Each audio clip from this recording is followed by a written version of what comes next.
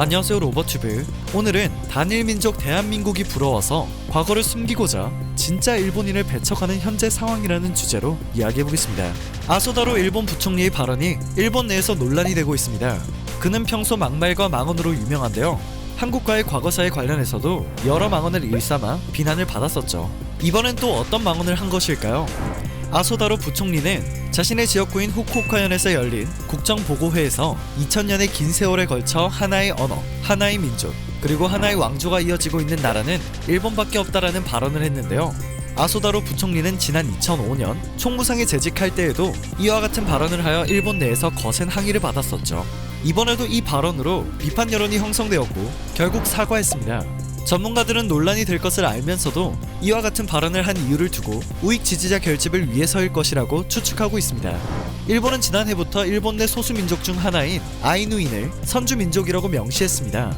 선주민족은 독자 문화를 갖고 예로부터 거주하던 민족을 말하는데요, 즉 아이누족을 일본 땅에 먼저 살고 있던 다른 민족이라고 인정한 것입니다. 19세기 말 일본이 홋카이도 지역을 지배하게 되면서 아이누인들은 토인법이라는 법을 적용받았습니다. 아이누인들은 일본에게 토지를 몰수당했으며 고유한 언어와 문화, 이름까지 빼앗겼죠. 일제강점기를 겪었던 우리의 역사가 자연스럽게 떠오릅니다. 아소다로 부총리의 발언은 우수한 자민족이 우수하지 않은 타민족을 지배하며 그것은 정당하다, 이러한 극우적 시각으로 볼 수 있겠습니다. 역사나 법을 넘어선 시각이 정치인의 말로 내뱉어지는 것은 큰 문제죠. 관점에 따라 정의가 달라질 수 있지만 기본적으로 단일민족 국가란 하나의 민족이 구성하는 국가라는 의미입니다. 다르게 말하면 소수민족을 가지고 있지 않은 국가라는 뜻이겠죠. 한국과 북한, 아이슬란드, 폴란드, 덴마크, 포르투갈 등을 대표적인 단일민족 국가의 예로 들 수 있습니다.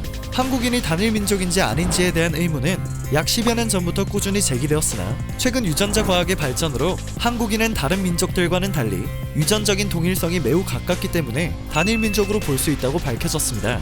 하지만 여전히 존재하고 있는 의문점을 토대로 단일민족에 대한 연구는 계속해서 이어지고 있는데요, 한국의 종족 구성은 한민족입니다. 한민족은 한반도라는 공간을 배경으로 한민족의 고유 왕조가 계속 지속되며 오래전부터 고유한 언어적, 문화적 공동체를 이루며 생활해왔죠. 때문에 대한민국에는 단일민족 의식이 뿌리 깊게 박혀 있습니다. 이로 인한 한국인의 자부심이 자칫 혼혈에 대한 차별과 인종차별을 유발할 수 있어 정부 차원에서는 수년 전부터 다문화 가정, 다문화 사회와 같은 언어 사용을 권장하고 있습니다. 한국과 일본의 차이는 여기서 찾아볼 수 있는데요, 한국은 단일민족 의식이 뿌리 깊게 박혀 있음에도 불구하고 인종차별을 막기 위해 노력하고 있습니다.